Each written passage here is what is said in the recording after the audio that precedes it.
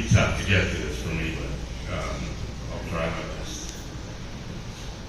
Peter Brian Smith. This was a great man. A gentle giant, not just in physical stature, but in spiritual and moral stature. He was huge. There was an almost endless web of connections in and out of the recovery community whose center was Pete.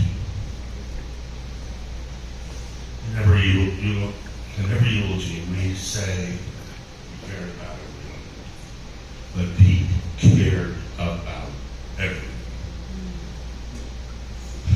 The depth of his compassion was bottomless. His wisdom in issues of recovery was endless. His authenticity constant. In many ways, he was a simple man.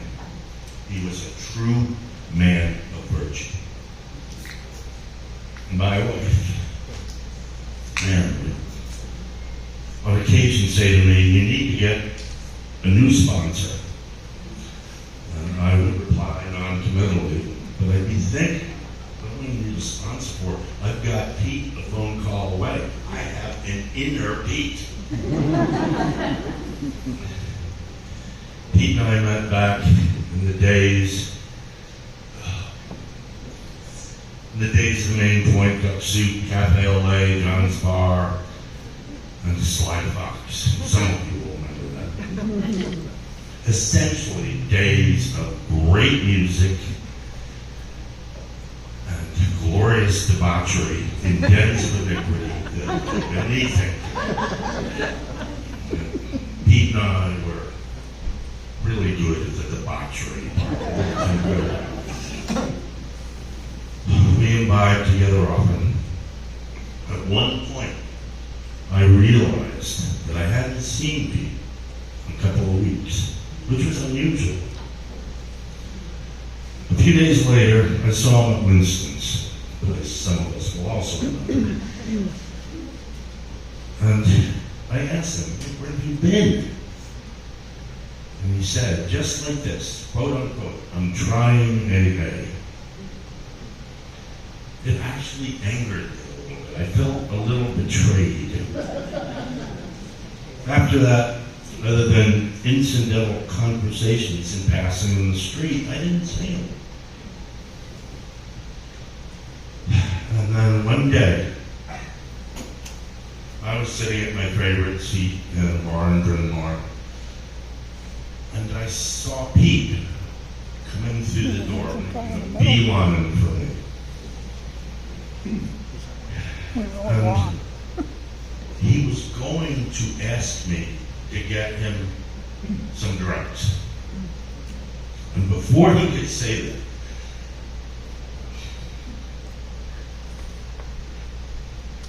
I asked him to take me to a meeting. That was our miracle. He stepped back like he was a judge.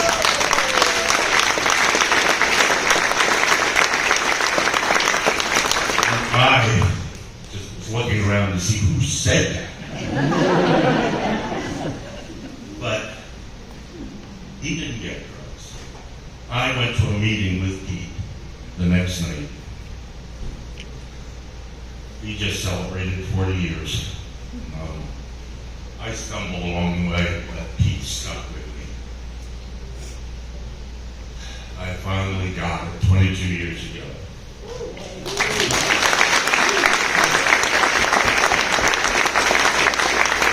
And Pete was right there all along. He never judged me when I realized, ever.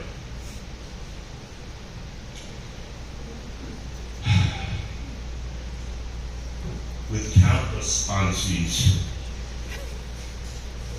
and all of his service, he was the essence of a miracle worker. Saint Pete. Although he'd kill me for saying that, because he also said he's in recovery from Catholicism. I know he's here in so many ways.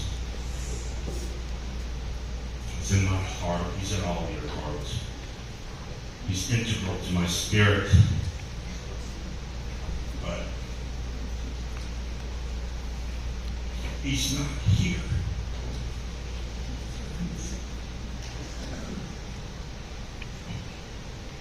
That's the hard part. I can't hug him one more time. I can't tell him I love him one more time.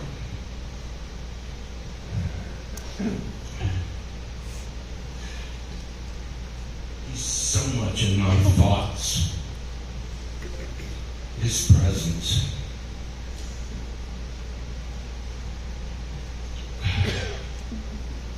To take his presence and put it into my past is so difficult. But that's grief, I guess. I can't even think about doing that yet. And that, I guess, is also grief. That battle.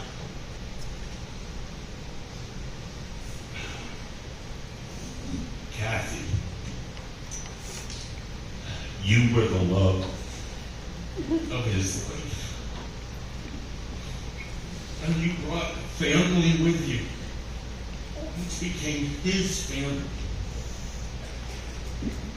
I have such infinite gratitude for all of you.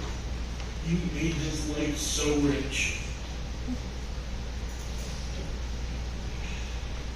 Last time I saw him in the hospital, we were laughing and joking about inane absurdities, as we often did, and usually in accents, Irish accents, French accents.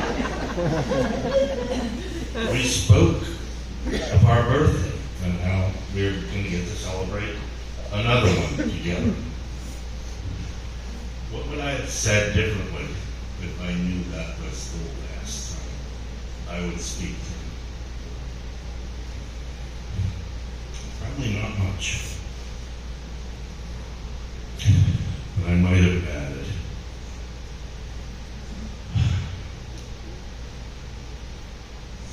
that you are my touchstone.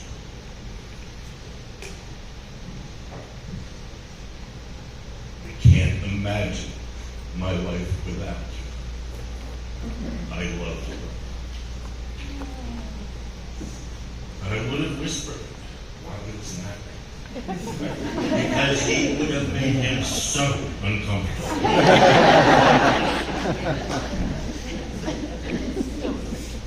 He was a truly humble man. Here today we celebrate you